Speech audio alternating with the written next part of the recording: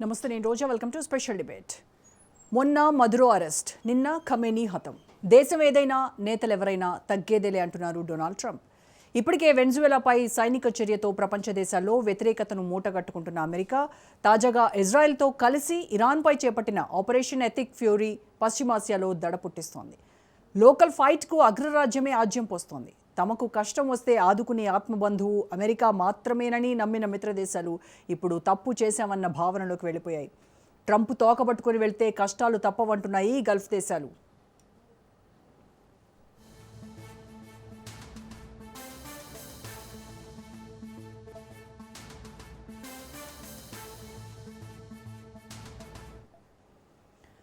America, Israel కలిసి ఇరాన్పై చేసిన దాడులు గల్ఫ్ దేశాల్లో ఆర్థిక, సామాజిక, రాజకీయ మంటలు పుట్టిస్తున్నాయి. దీంతో తమ అంతర్జాతీయ విధానాల్ని సవరించుకోవాలని మధ్యప్రాచ్య దేశాలు ప్రయత్నిస్తున్నాయి.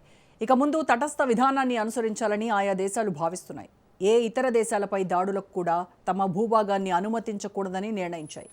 అమెరికాతో పాటు ఐరోపా దేశాలకు చెందిన సైనిక స్థావరాలు గల్ఫ్ దేశాల్లో ఉన్నాయి. సౌదీ అరేబియా, ఖతార్, బహ్రెయిన్ దేశాల్లో వాషింగ్టన్ భారీ సైనిక క్షేత్రాన్ని నిర్వహిస్తోంది. చమురు కేంద్రాలు, అమెరికా స్థావరాలు లక్ష్యంగా ఇరాన్ క్షిపణులను కుమ్మరిస్తుంటే అండగా నిలవాల్సిన అమెరికా ముఖం చాటేస్తోంది. అందుకే ప్రత్యామ్నాయ రక్షణ కోసం అన్వేషిస్తున్నాయి గల్ఫ్ కంట్రీస్.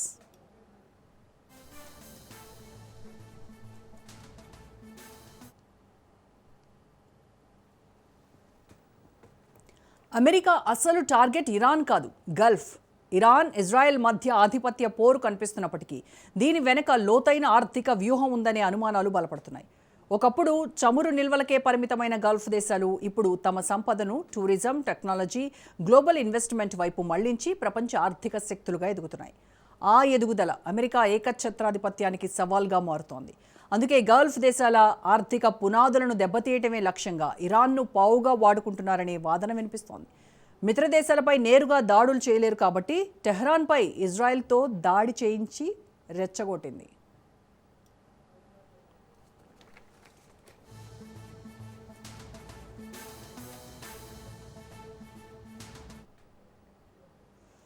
ఆఫ్ఘనిస్తాన్ నుంచి హఠాత్తుగా వెనక్కి తగ్గడం, యుక్రెయిన్, మిడిల్ ఈస్ట్ సంక్షోభాల్లో నేరుగా రంగంలోకి దిగకుండా కేవలం ఆయుధాలు, ఆర్థిక సాయానికే పరిమితం కావడంతో మిత్ర దేశాల్లో అమెరికా రక్షణపై అనుమానాలు తప్పలేదు.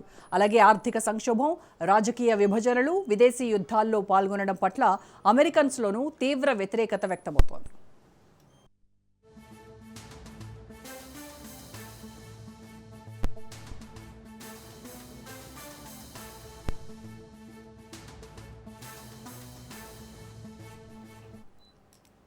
ఇప్పటికే ప్రపంచ రాజకీయాల్లో స్పష్టమైన మార్పు కనిపిస్తోంది. దశాబ్దాలుగా గ్లోబల్ పోలీస్ పాత్రను పోషించిన వాషింగ్టన్ కొద్ది రోజులుగా పట్టుకోల్పోతోంది.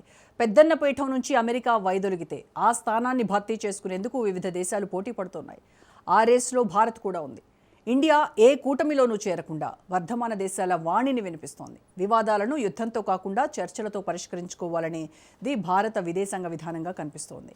రైట్, ఈ అంశానికి సంబంధించి పూర్తి విశ్లేషణ అందించడానికి మనతో జాయిన్ అవుతున్నారు senior journalist and senior analyst అందే సత్యం గారు. సత్యం గారు, నమస్కారం సార్. నమస్తే సత్యం గారు, అమెరికా తన ఫారెన్ పాలసీలో భాగంగా మిత్ర దేశాలనే స్కేప్ గోట్స్గా మార్చేస్తోంది అని అనుకోవచ్చు అంటారా? ఇప్పుడు జరుగుతున్నటువంటి ప్రస్తుత ఈ పరిణామాలు చూస్తుంటే ముఖ్యంగా గల్ఫ్ దేశాల రక్షణ విషయంలో వాషింగ్టన్ డబుల్ స్టాండర్డ్స్ మెయింటైన్ చేస్తోందేమో అనిపిస్తుంది. అమెరికాకి ఎప్పుడు కూడా మిత్ర దేశం అనేది లేదు. గతంలో యూరప్ నుంచి కూడా దానికి మిత్ర దేశాలు యూరప్లను ఎక్కువ ఉన్నాయి. యూరప్ దేశాల మీద కూడా తన ఆర్థిక వైరుధ్యం కొనసాగించింది, ఆర్థిక ఘర్షణ కొనసాగించింది. మన టారిఫ్లప్పుడు కూడా భారతదేశం, చైనాతో పాటు EU మీద కూడా టారిఫ్లు విధించింది. అట్లాగే డెన్మార్క్కు గ్రీన్లాండ్ దగ్గర తగాదా పెట్టుకుంది, పనామా కెనాల్ దగ్గర పనామాతోటి పెట్టుకుంది. ఇలా చాలా వైరుధ్యాలు ఉన్నాయి. తన ఇంట్రెస్ట్ ఫస్ట్ అది అమెరికాకు, ట్రంప్కు మరీ ఇంకా. కాబట్టి ఇవాళ అమెరికా మిత్ర దేశం అయితే వదిలిపెడితే శత్రు దేశం అయితే నష్టపరుస్తుంది అనేది కాదు, దాని ప్రయోజనమే ఫస్ట్. కాబట్టి ఆ విధమైనటువంటి విదేశాంగ విధానాన్ని అమెరికా ఎప్పటి నుంచి అనుసరిస్తుంది. ఇప్పుడు ట్రంప్ అగ్రెసివ్గా అమలు చేస్తుంది కాబట్టి మనందరికి తెలిసిపోతుంది. అది డిఫరెన్స్. తర్వాత రెండోది, ఇవాళ ఒక స్టేట్మెంట్ వచ్చింది ఏది టారిఫ్లు ఇట్లా వసూలు చేయటం తప్పని సుప్రీంకోర్టు తీర్పిస్తే 1974లో సూపర్ 301 సెక్షన్ తీసుకొచ్చింది. ఆ 301 సెక్షన్ కింద అసలు గత దశాబ్ద కాలంగా 60 ఆర్థిక వ్యవస్థలు మమ్మల్ని ఎట్లా నష్టపరిచినాయి టారిఫ్ల ద్వారా అనేది ఎంక్వైరీ చేస్తామని చెప్పేసి ఆ ఎంక్వైరీలో చైనా ఉంది, భారతదేశం ఉంది, EU ఉంది. అందుకని తనకు పెద్ద విచక్షణ లేదు. అది తన ప్రయోజనానికి అనుగుణంగానే వ్యవహరిస్తుంది. కాబట్టి ఈ దేశం ఆ దేశం అన్నటువంటి ప్రసక్తే లేదు. అందుకని ఇప్పుడు యుద్ధంలో కూడా అదే మనకు కనపడుతుంది. ఎందుకంటే ఇవాళ గల్ఫ్ అనేది రిచ్ ఏరియా, తర్వాత రిచ్ రిసోర్సెస్ ఉన్నటువంటి ఏరియా. కాబట్టి అది చేతిలో ఉంటే ప్రపంచం అంతా చేతిలో ఉన్నదన్నటువంటి వ్యూహంతో 92 నుంచి ఇప్పటి వరకు గత 30 ఏళ్ళుగా దాన్ని అమలు జరుపుతుంది. గల్ఫ్ మొత్తం కూడా తన చేతుల్లో ఉండేందుకు అనేక వైరుధ్యమైనటువంటి అంశాలు గల్ఫ్లో కూడా గతంలో ఉన్నాయి. ఇరాక్ ఇరాన్కు వార్ జరిగింది కాబట్టి ఆ వైరుధ్యాన్ని కూడా ఉపయోగించుకునేందుకు ప్రయత్నం చేసింది. ఇప్పుడు కూడా మిగతా గల్ఫ్ దేశాల మధ్య వైరుధ్యాలు ఉన్నాయి కాబట్టి ఆ వైరుధ్యాలన్నింటిని ఉపయోగించుకొని గల్ఫ్లో ఉన్నటువంటి వనరులన్నీ కూడా తన చేతిలో పెట్టుకోవడానికి ఈ వ్యూహాన్ని అనుసరిస్తుంది.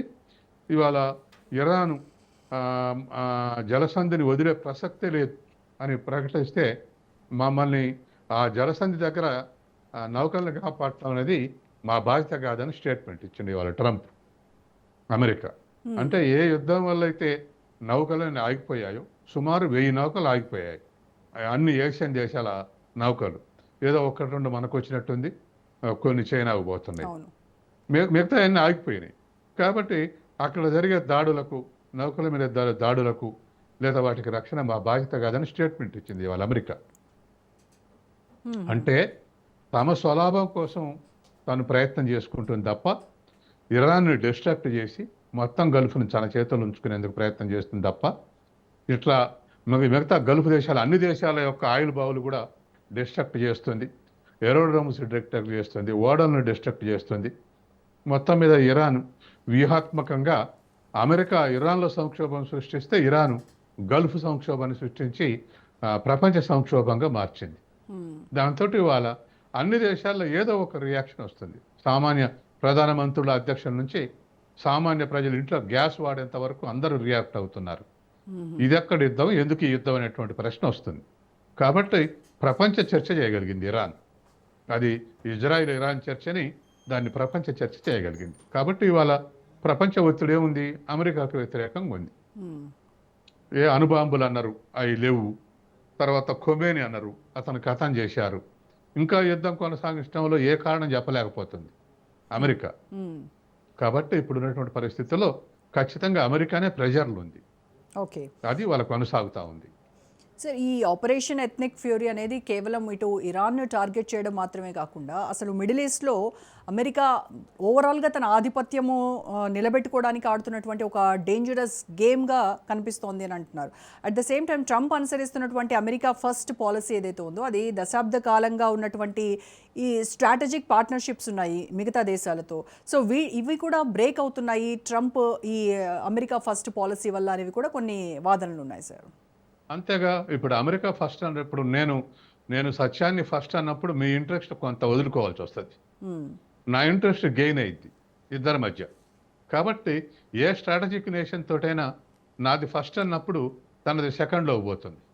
ఏ దేశమైనా దాన్ని ఒప్పుకోదు, రిలేటివ్ డిసడ్వాంటేజ్ని ఒప్పుకోదు. కాబట్టి ఇవాళ ఉండే పరిస్థితుల్లో అమెరికా ఫస్ట్ అనేటువంటి పాలసీ అటు యూరోప్ ఒప్పుకోలేదు, వాళ్ళందరూ కూడా ఫస్టే వ్యతిరేకించారు. మిగతా తర్వాత బ్రిక్స్ని నాశనం చేస్తుంటే బ్రిక్స్ దేశాలు వ్యతిరేకించినాయి. తర్వాత వెనిజులా, ఇరాన్ ఇవన్నీ కూడా ఓన్ కరెన్సీలో ఏవైతే ఇంపోర్ట్ చేసుకుంటే వాటి కరెన్సీలు అన్నిట్లో ఎక్స్పోర్ట్ చేస్తున్నాయి. అట్లా ఎక్స్పోర్ట్ చేస్తే అమెరికా కన్నెర చేస్తుండు. అంటే మా డాలర్ని ఎక్కడికక్కడ గతంలో ఇంటర్నేషనల్ కరెన్సీ అంటే డాలరే. తర్వాత డాలర్కు ప్రత్యామ్నాయంగా IMF SDRలు అని తీసుకొచ్చింది, స్పెషల్ డ్రాయింగ్ రైట్స్ అని తీసుకొచ్చింది. ఎవరు ఏ దేశానికైనా అప్పులు ఇస్తే డాలర్ల కొరత ఉంటే SDRలు ఇచ్చాయి. SDRలు ఇస్తే SDRలకు ప్రపంచం అంతా సరుకులు ఇచ్చేది 1945 ఏర్పడ్డ IMFలో. ఇప్పుడు డాలర్కు ప్రత్యామ్నాయంగా SDRలు కాదు, అసలు ఏ దేశ కరెన్సీ ఆ దేశమే. 2 దేశాలు ఒప్పుకుంటే బయలాటరల్ ట్రేడ్ నడుస్తూ ఉంది. డాలర్ కోసం ఎదురు చూడట్లే. మ్మ్. దీంతో అసలు విలువైనటువంటి బంగారం, ఆయిల్ ఇటువంటివన్నీ ఓన్ కరెన్సీలో ట్రేడ్ అవుతుంటే అమెరికా కంటగింపు ఉంది. కాబట్టే ఇవాళ డాలర్ ఇంపార్టెన్స్ తగ్గకుండా ఏదైతే డాలర్ కాదని ఓన్ కరెన్సీలో తీసుకుంటుందో ముందు వాటి మీద అటాక్ పెట్టింది. అందులో వెనుజులా, ఇప్పుడు ఇరాన్. కాబట్టి ఇతర దేశాలకు డిసడ్వాంటేజ్ క్రియేట్ చేయటమే అమెరికా యొక్క ఉద్దేశం. మ్మ్. ఈ వెనుజులాని, ఇరాన్ చేతులు పెట్టుకొని ఈ రెండు దేశాల నుంచి ఏ దేశాలైతే ఓన్ కరెన్సీలో ఇంపోర్ట్ చేసుకుంటున్నాయో వాటికి పెట్రోల్ పోకుండా చేయటం ఓకే. ఈ పరిస్థితి సృష్టిస్తుంది. సో గల్ఫ్ దేశాలు కూడా నెమ్మదిగా అంటే గతంలో లాగా ఓన్లీ ఆయిల్ ఎక్స్పోర్ట్స్ డిపెండెంట్ ఎకానమీగా కాకుండా ఇటువైపు టూరిస్ట్ హబ్గా మారుతున్నాయి, తర్వాత గ్లోబల్ టెక్గా మారుతున్నాయి. సో ఓవరాల్గా అది డైవర్సిఫైడ్ ఎకానమీగా మారుతున్నటువంటి విషయము అమెరికాకు మింగుడు పట్టడం లేదు. అందుకోసమనే కావాలని అక్కడ ఒక ఇన్స్టెబిలిటీ క్రియేట్ చేసి ఈ రకంగా ఇబ్బందులకి గురి చేస్తుంది అనేటువంటి కరెక్టేనా సార్ ఆ వాదన? వాస్తవంగా ఫస్ట్ దానికి ఎగ్జాంపుల్ దుబాయ్. అది ఇప్పుడు వరల్డ్ ప్లేస్గా గతంలో డెన్మార్క్, స్వీడన్, లేకపోతే టూరిజానికి న్యూజిలాండ్, ఆస్ట్రేలియా ఇట్లా అనుకునే వాళ్ళం. ఇప్పుడు ఏషియాలో నెంబర్ 1 స్పాట్ ఏదంటే దుబాయ్. ఇవాళ ఇండియన్స్ మొత్తానికి కార్పొరేట్లకు కానీ ప్రామినెంట్ పర్సన్స్ అందరికీ దుబాయ్లో ఇళ్ళు కొనుక్కొని దుబాయ్లో ఉండేటువంటి పరిస్థితి వచ్చింది. చుట్టూన్న ఏషియన్ కంట్రీస్ కూడా గతంలో లండన్ని, యూరప్ని ప్రిఫర్ చేసే వాళ్ళందరూ కూడా ఇప్పుడు దుబాయ్లో సెటిల్ అవుతున్నారు. దీనికి ముస్లిం, హిందూ అనేది ఏం లేదు, క్రిస్టియన్ అనేది ఏం లేదు. అట్లా గతంలో లండన్కి ఏ క్యారెక్టర్ ఉందో ఇంటర్నేషనల్ సిటీ అని, ఇంటర్నేషనల్ నేషనాలిటీ సెట్ అవుతుందో ఆ క్యారెక్టర్ ఇప్పుడు దుబాయ్కి వచ్చేసింది. కాబట్టి దరిదాపు దుబాయ్ని ఫస్ట్ ప్రిఫరెన్స్ ఇస్తారు, లండన్ సెకండ్ ప్రిఫరెన్స్ ఇస్తారు. ఆ స్థితికి వచ్చింది. అంటే చివరికి ఆయిల్ ఎక్స్పోర్ట్ డిపెండెంట్ ఎకానమీ పోయి ఇప్పుడు టూరిస్ట్ స్పాట్గా డెవలప్ అయింది. ఇట్లా ఒక్కొక్కటి సహజంగా ఆయిల్ని ఇన్వెస్ట్ చేసే, సర్ప్లస్ని ఇన్వెస్ట్ చేసే విషయంలో డైవర్సిఫైడ్ ఇన్వెస్ట్మెంట్స్ చేస్తున్నారు. దాంతో ఖచ్చితంగా ఇవన్నీ ప్యారలల్ ఎకానమీస్గా పెరుగుతున్నాయి. అంతెందుకండి, లోతుగా పోవాలంటే 92లో గ్లోబలైజేషన్ తీసుకొచ్చినప్పుడు, ఎందుకు గ్లోబలైజేషన్ అంటే సింగిల్ వరల్డ్లో, మిగతా అన్ని పక్కకు పెడితే సింగిల్ వరల్డ్లో వరల్డ్ ట్రేడ్కు అబ్స్ట్రక్షన్స్ ఉన్నాయి, టారిఫ్లు. కాబట్టి టారిఫ్లు ఎత్తేస్తే ఫ్రీ ట్రేడ్ వల్ల అన్ని దేశాల ట్రేడ్ గ్రో అయితే వరల్డ్ గ్రో అవుతుంది అని చెప్పి తీసుకొచ్చారు. బలవంతంగా రుద్దారు, అగ్రిమెంట్ చేశారు, బెదిరించి సంతకాలు పెట్టించారు WTO మీద.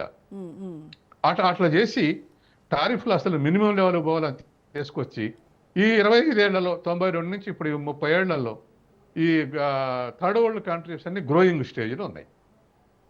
అంటే చైనా అసలే నెంబర్ 2 స్పాట్కి వచ్చి డి అంటే డిఎస్ స్థితికి ఎదిగింది. వాళ్ళు 92లో ఎదిగినప్పుడు చైనా ఎకానమీ $4 ట్రిలియన్, ఇప్పుడు వచ్చే వరకల్లా $21 ట్రిలియన్. ఇంకో లెక్క ప్రకారం అయితే ఈక్వల్ ఉన్నాయి. PPP ప్రకారం, పర్చేజింగ్ పవర్ ప్యారిటీ థియరీ, దాని ప్రకారం అయితే ఈక్వల్ ఉన్నాయి. మొన్న ఒక అమెరికన్ స్టేట్మెంట్ ఇచ్చాడుగా, చైనాలో చేసిన పొరపాటు ఇండియాలో చేయడం, ఇండియాని ఎదగనివ్వమని, దీన్ని ఒక అగ్రదేశంగా మారనివ్వమని అమెరికా నుంచే స్టేట్మెంట్ వచ్చిందిగా. కాబట్టి వాళ్ళకి అడ్వాంటేజ్ ఉన్నప్పుడు, వాళ్ళు ఎక్స్పోర్ట్ చేసినప్పుడు, పర్టికులర్గా వాళ్ళు క్యాపిటల్ ఎక్స్పోర్ట్ చేశారు అంటే బ్యారియర్స్ ఉన్నాయి. అంటే ఇతర దేశ పెట్టుబడులు వస్తే ఈ దేశాల్లో శ్రమని, మా వనరులని తక్కువ ధరలకు కొని కొల్లగొడుతున్నారు గతంలో బ్రిటన్ లాగా అనేటువంటిది ఉండేది 92కు ముందు. 92లో గ్లోబలైజేషన్ తీసుకుని వాళ్ళ క్యాపిటల్ అంతా ఫ్రీ ఫ్లో అయ్యేటట్టుగా చేసుకున్నారు. 30 ఏళ్ళు అయ్యేసరికి వాళ్ళ ఫ్రీ ఫ్లో ఏమో కానీ ఇతర దేశాల గూడ్స్ అండ్ సర్వీసెస్ వాళ్ళకే ఎక్స్పోర్ట్ చేసే దశకి ఎదిగినాయి. ఇప్పుడు అమెరికాకు అన్ని దేశాలతోటి దరిదాపు నిన్న వచ్చింది స్టేట్మెంట్, 60 దేశాల్లో ఏది 301 ఉపయోగిస్తామని 60 దేశాల్లో 16 దేశాలు మేజర్ కంట్రీస్కు లోటు ఉంది, విదేశీ వ్యాపార లోటు ఉంది, అమెరికా బాకీ ఉంది. కాబట్టి ఆ స్థితికి వచ్చేది. అంటే ఇతర దేశాలు ఎదుగుతూ ఉంటే, వాళ్ళు చెప్పిన సూత్రంలో ఎదుగుతూ ఉంటే, ఇప్పుడు మళ్ళీ టారిఫ్లు పెంచి 92కు ముందు ఏదైతే సిద్ధాంతం ఉన్నారో దానికి విరుద్ధంగా చేస్తుంది అమెరికా. అంటే అందుకని గల్ఫ్ డీడాలరైజేషన్ వైపు వెళ్లకుండా ఉండడానికి అస్త్రశస్త్రాలు సంధిస్తోంది అమెరికా.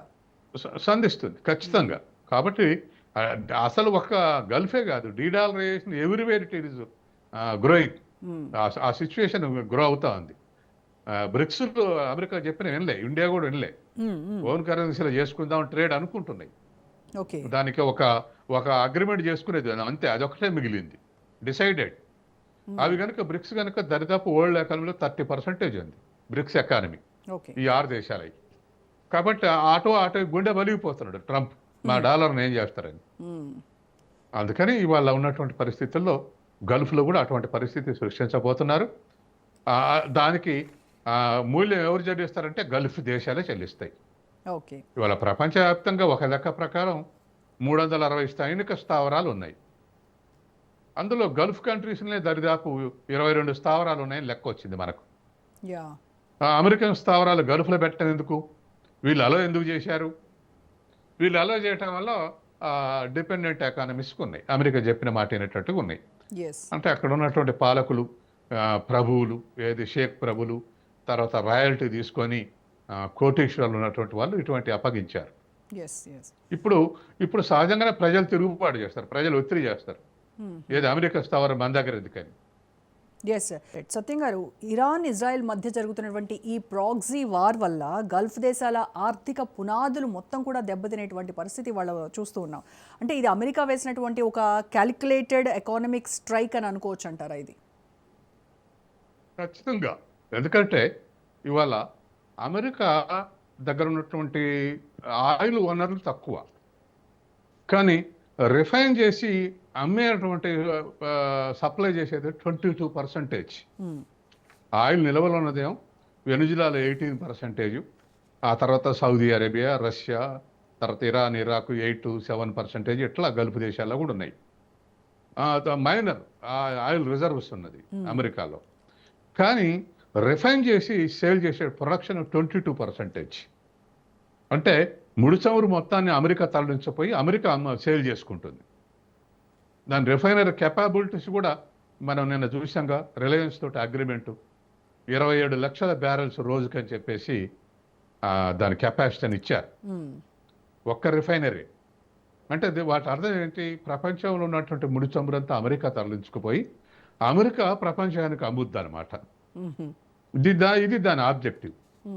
కాబట్టి ఇవాళ ఉన్నటువంటి గల్ఫ్ దేశాల్లో కూడా ఎందుకు ఇంత ఒత్తిడి పెడుతున్న గల్ఫ్ దేశాలంటే, ఇప్పుడు ఉన్నటువంటి G7 కంట్రీస్కి చెందినటువంటి బలమైన దేశాలకు చెందినటువంటి మల్టీనేషనల్ కంపెనీస్ అక్కడ రిఫైనరీలు పెట్టినాయి. రిఫైనరీ వాళ్ళు గల్ఫ్ దేశాలు కావు, వీళ్ళు ఇన్వెస్ట్మెంట్ తోటి రిఫైన్ చేస్తున్నారు. ఇప్పుడు వాటి మీద దాడులు జరుగుతూ ఉంటే దాని అడ్వాంటేజ్ తీసుకుని ఆ రిఫైన్ చేసే క్యాపబిలిటీ అమెరికాకు షిఫ్ట్ చేసే అవకాశం ఉంది. ఇప్పుడు మన దేశంలో డైలీ మన కెపాసిటీ 56 లక్షల బ్యారెల్స్ మన ఇండియాది. రష్యా అంతకు మించి సప్లై చేస్తుంది మన ఒప్పుకున్న దగ్గర నుంచి. అంటే మన కెపాసిటీ మేరకు మనం ఉత్పత్తి చేసుకుంటాం. గల్ఫ్ దేశాలకు మన కెపాసిటీ ప్రకారం గల్ఫ్ దేశాలు తయారు చేసుకునే స్థితిలో ఇవాళ లేవు. వాళ్ళ రిజర్వ్స్ని వాళ్ళు బయటకు తీసి రిఫైన్ చేసుకునే స్థితిలో లేవు అవి. దాన్ని వాళ్ళ అమెరికా అడ్వాంటేజ్గా తీసుకునే అవకాశం ఏర్పడుతుంది. అమెరికా రిఫైన్ చేసి అమెరికా ప్రపంచం మొత్తానికి సేల్ చేసేటువంటి పరిస్థితి వాళ్ళ అమెరికా చేతుల్లోకి పోతుంది ఈ యుద్ధం వల్ల. కాబట్టి ఇవాళ ప్రతి దేశం నుంచి, ప్రతి కండిషన్ నుంచి అమెరికా గెయిన్ కావటానికి ఇవన్నీ కూడా అమెరికాకే ఉపయోగపడుతున్నాయి. తర్వాత గల్ఫ్ దేశాల యొక్క సైలెన్స్ కూడా దానికే ఉపయోగపడుతుంది. అంటే ఒక అభిప్రాయాన్ని ప్రకటించలేని స్థితిలో ఉంది. అవే కాకుండా ఇండియా కూడా ఇప్పుడు మనమే ఒక అభిప్రాయం చెప్పే పరిస్థితులు లేం కదా. కాబట్టి ఈ సైలెన్స్ మొత్తాన్ని తన అడ్వాంటేజ్ ఉపయోగించుకునే అవకాశం ఉంది. ఇప్పుడు గల్ఫ్ దేశాల్లో అమెరికాకు సంబంధించినటువంటి ఈ సెంట్రల్ కమాండ్ స్థావరాలు ఉన్నాయి. ఇన్ కేస్ ఇరాన్ కనుక ఆ బేస్ల పైన మిసైళ్లతో విరుచుకు పడితే అప్పుడు చమురు క్షేత్రాలపై కానీ ఇటువైపు ఈ బేస్లపైన కానీ ఒకవేళ దాడి కనుక చేస్తే అమెరికా కేవలం దాని దగ్గర ఉన్నటువంటి ఆయుధాలు అమ్ముకోవడంతోనే అక్కడికే పరిమితం అవుతుంది. కానీ మరి క్షేత్రస్థాయిలో ఆ మిత్ర దేశాలన్నింటినీ గాలికి వదిలేసినటువంటి పరిస్థితి వచ్చింది అనేది అది మనందరికీ కనబడుతున్నటువంటి నిజం. అలాంటప్పుడు ఆ దేశాల సావర్నిటీపై దాడి జరిగినట్టే కదా సార్ ఇదంతా? ఖచ్చితంగా అది అమెరికా చేసినా ఇరాన్ చేసినా దాడి, సావరిటీ మీద దాడి. సావరిటీ కంట్రీస్ మీద ఇవాళ రష్యా ఉక్రెయిన్ మీద చేసిన సావరిటీ మీద దాడే. దాంట్లో లోపడిపోతే ఏం ప్లస్ ఏం మైనస్ అవి డిస్కషన్ వేరే విషయం. కానీ సావరిటీ మీద దాడి చేయడానికి అంతర్జాతీయంగా అనేక సూత్రాలు ఉన్నాయి, వాటిని కట్టుబడకుండా దాడి చేస్తున్నారు. ఇవాళ ఉన్నటువంటి పరిస్థితుల్లో అమెరికా ఏ తప్పు చేసిందో మేము రక్షించుకోవడానికి అదే తప్పు చేయాల్సి వస్తుందని చెప్పేసి ఇరాన్ అంటుంది. అవును. మాకు ఆ దేశాల మీద దాడి చేయాలని ఉద్దేశం లేదు, మిత్రత్వంగానే ఉంటాం, కానీ అమెరికా బేసిన్ల మీద దాడి చేయడం కోసం మాత్రమే మేము దాడి చేస్తున్నాం అని ఇరాన్ నిన్న కూడా ప్రకటించింది. మ్మ్. కాబట్టి ఇవాళ ఉన్నటువంటి పరిస్థితుల్లో ఆ, ఆఫ్ఘనిస్తాన్ ఎక్స్పీరియన్స్ బాగా అమెరికాకు ఉపయోగపడుతుంది. మ్మ్. ఏదో ఆఫ్ఘనిస్తాన్లో చాలా ఖర్చు చేసి వెనక్కుపోయారు, ఈ ఓకే. ఖర్చు మేము భరించాల్సిన అవసరం లేదని. తర్వాత ట్రంప్ ఇంకా మంచి బేరగాడు. ఎట్లంటే యూరోపియన్ యూనియన్లో ఉన్నటువంటి మిత్ర దేశాలు ఉన్న సైనికులు కూడా మేము ఉపసంహరించుకుంటాం. ఆ యూరోప్ దేశాల్లో కాపలాకు అంతా కలిపితే కూడా 3 లక్షల మంది సైన్యం ఉన్నారు. ఓకే. అందులో 2 లక్షల మంది అమెరికన్ సైనికులు ఉన్నారు. మా 1,00,000 మందికి మేమెందుకు ఖర్చు భరించాలి, మా వాళ్ళని వెనక్కి పిలిపిస్తానని స్టేట్మెంట్ ఇచ్చాడు. మ్మ్. యూరోప్ దేశాల్లో సైన్యంలో చేరేవాళ్ళు లేరు. చేరకపోతే ఇప్పుడు ఈ అడ్వర్టైజ్మెంట్ ఇచ్చి పేద దేశాల నుంచి సైనికులుగా రిక్రూట్మెంట్ చేసుకోవాలని ప్రయత్నం చేస్తుంది. మ్మ్. ఇతర దేశాల నుంచి పోయి ఈ మధ్య రష్యాలో మన వాళ్ళు 40-50 మంది సైన్యంలో చేరి పనిచేస్తారంటే వెనక్కు పిలిపించాం. అట్లా యూరోప్లో కూడా అట్లా ఇతర గ్రోయింగ్ కంట్రీస్ నుంచి అట్రాక్ట్ చేసి సైనికులుగా నియమించుకోవడం తప్ప దానికి ఆల్టర్నేటివ్ అవుపట్ల యూరోప్.